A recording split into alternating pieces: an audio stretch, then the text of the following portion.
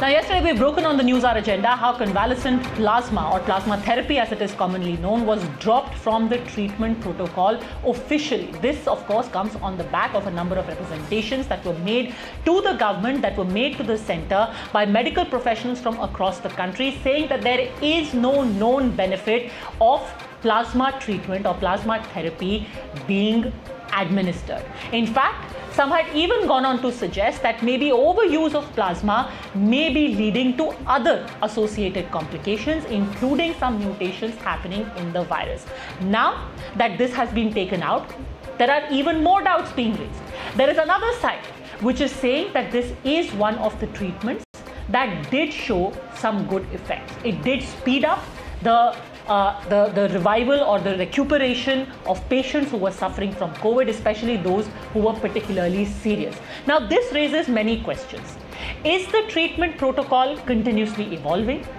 If the use of plasma therapy has now been removed, why is benefit of doubt being given to drugs like remdesivir, for example, or ivermectin, or even drugs which are now being used for black fungus, which have been shown to be as effective or ineffective, depending on which side of the divide you stand on? You're watching the News Hour at 10, debate number 2 on Times Now, Super Prime Time.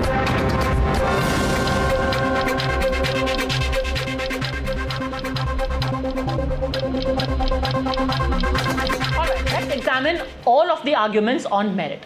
Dr. Aparna Mukherjee, scientist at the ICMR, joins us along with Dr. Soumyadeep Bhaumik, fellow at the George Institute for Global Health, Dr. Vishal Rao, ACG Bangalore Institute of Oncology, and Dr. Mohammad Ataullah Khan, who is observership in lung transplantation at the Toronto General Hospital.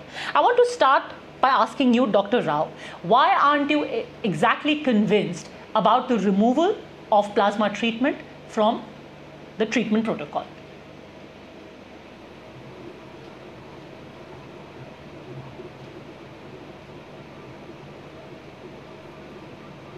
Dr. Rao, can you hear me? Yeah, clearly. Yes. My question to you is, why aren't you completely convinced about removing plasma therapy from the treatment protocol? Do you think that this was a decision that was a long time coming? Hello? Yes, I think we are having certain problems with Dr. Rao's connection. We'll try and have that fixed. I can hear you. But Dr. Ataullah, if you could please take that question. Do you think this is a good move, considering that even the Lancet had said that the efficacy of plasma therapy isn't exactly proven? I differ to agree on this. The reason is basically I would not like to label this therapy as plasma therapy. I would first want to put it across as it is a passive immunization. Basically, looking at the way we are trying to look at is to, immunize the patients by vaccinating. So what we are doing with plasma therapy is we are trying to at least take some time out till we vaccinate the whole number of people. Till the time those patients who are from moderate to severe category, try to give them the passive immunity. But yes, I do agree that selection of patients for whom this particular thing has to be used has to be judicious.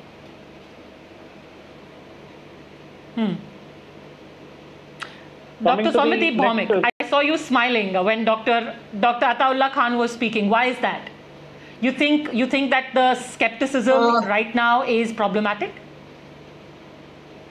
No, I think there's a problem in the statement that there is no evidence or there is uncertainty. The first trial, I think Dr. Aparna is here, was done in India and in ICMR. That was the world's first randomized control trial. And that has been proven around in many trials now.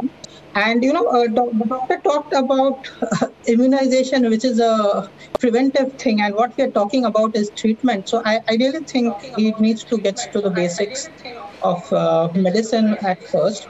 And when you talk about selection of patients, I would like to ask him what exactly he means by selection of patients, because the recovery trial, which is the world's biggest trial from UK with more than 12,000 patients, it shows that there is no difference in 28-day mortality or mechanical ventilation need, whether patients are admitted before 7 days or after 7 days, whether patients are on steroid or not on steroid, or whether they are getting oxygen, not getting oxygen, or they are on ventilation, irrespective of age and sex.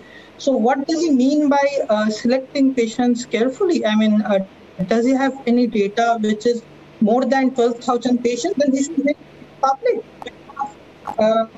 Evidence-based medicine. Dr. Khan, would you have any such data?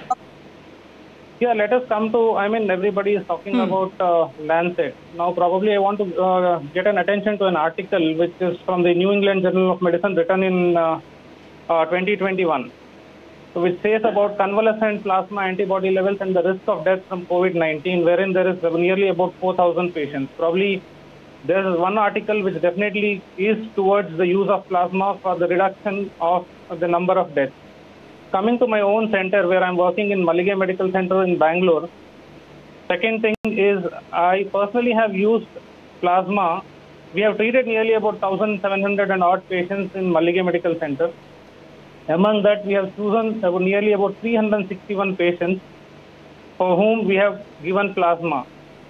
In this 361 patients in whom we have given plasma, we had recoveries for nearly about 300 and odd.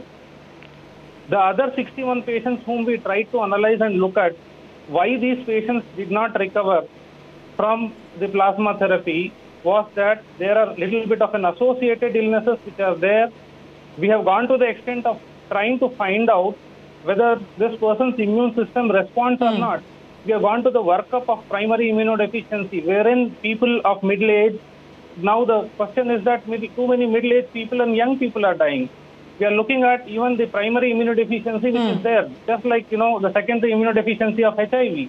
When we are looked into these particular sort of subjects, we have found that there have been a subset of subjects whose response is not there at all. I mean, the immune system doesn't work there at all. They are suffering from primary cell-mediated immune deficiencies or combined immune deficiencies. So overall, these are the patients who have not responded even to plasma therapy. But in a subset of patients whose immune deficiencies are mild or who have got associated illnesses like, the liver issues, the renal issues, or even patients with HIV on steroids, people who have associated illnesses like autoimmune disorders on immunosuppressive medicines, even their response is not optimal. So we have tried to check out and find out that which patients in whom can we try plasma therapy. Based upon this, we have tried plasma therapy in patients of pre-existing immune deficiencies and associated illness, in whom the response is going to be slow, plus moderate to severe stages who they are progressive. Those patients who are being treated in an appropriate fashion, who have progressive worsening, they have recovered with plasma. But these patients who don't have absolute immune response at all, nor those patients who have progressed to the extent where there is a permanent lung damage, or they have gone into, extrapulmonary complications of COVID, the chances of recovery of those patients has been pretty less. Dr. Mukherjee, Dr. Aparna Mukherjee, the experience seems to be that plasma therapy deserved the benefit of doubt. If you're giving the same benefit of doubt to drugs like remdesivir, to ivermectin, for example, then why not plasma therapy?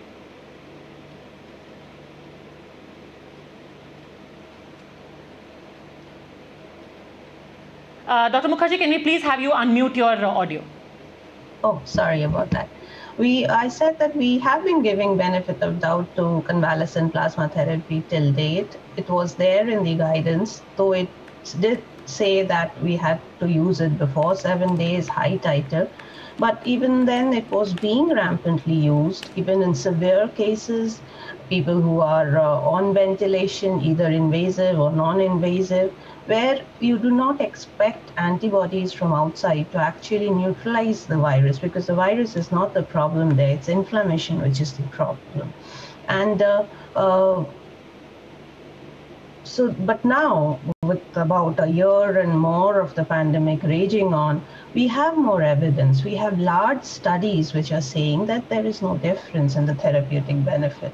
And that is why it has been removed now. individual patient improvement, we always need But then there is no evidence even for remdesivir. The argument made is there is no such evidence for remdesivir either. We are not saying remdesivir is... Why allow that to continue? Remdesivir is not going to reduce mortality. That is also very clear. And whatever evidence has been generated for remdesivir is only to reduce the hospital stay. That is all. Okay.